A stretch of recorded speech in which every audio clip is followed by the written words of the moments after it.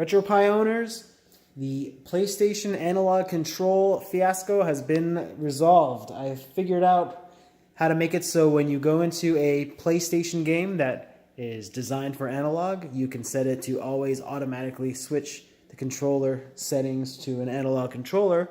And then if you go to a game that is not analog, it'll just default back to digital. To do this, all you need is a USB keyboard. Doesn't matter, any kind would work. And you will go over to your Retropie menu. This first part, you only have to do if I made your Retropie before this date, January 16th, 2019. If I made your Retropie anytime after this date, then I had already done this for you and you could skip this part. So we're going to go to our Retropie menu and we're going to go to Configuration Editor. All right, we're going to go to Advanced Configuration and then configure Libretro options or Libretro, I don't know how to pronounce that. We're going to go all the way down to the one that says PSX. Should be number 22.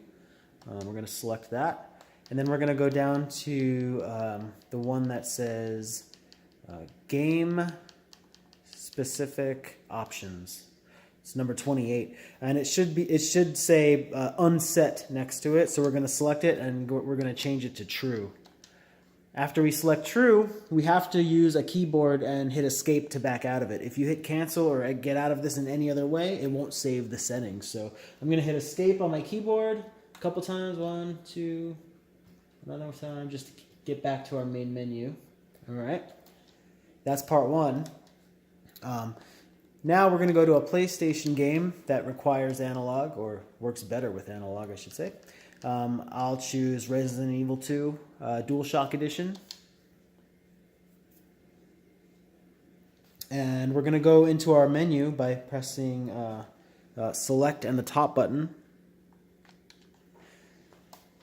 We're going to choose Quick Menu and then go down to Options. So yours will look like this. It'll say Pad Type Default, and that's digital, not analog. So what we want to do is, you'll notice on the top it says Game Options File. If you select this, it will create a file specifically for this game. So you just select this once, and then you go and change your pad type to analog. And if it's a two-player game, make sure you change pad 2 type to analog as well.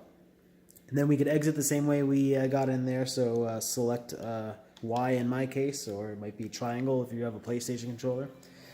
And then we could exit the game. So I'm going to go to a different game that is not an analog game. Let's say Resident Evil 1.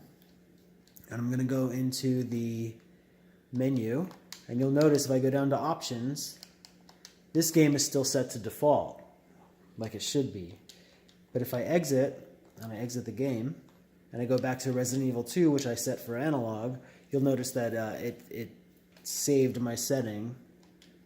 We go to Quick Menu, Options. So it saved the analog setting. So that's it. You could set your analog games to analog and never have to worry about changing again, because that was a giant pain. Most people, I don't add analog games, like Gran Turismo, the racing games. I know Spyro is an analog game. It works a lot better with analog.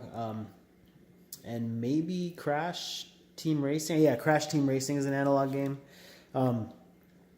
I usually don't put those games on people's Retropies because it was such a pain to switch between the two. But now you can put whatever analog game you want on there and it should work just fine.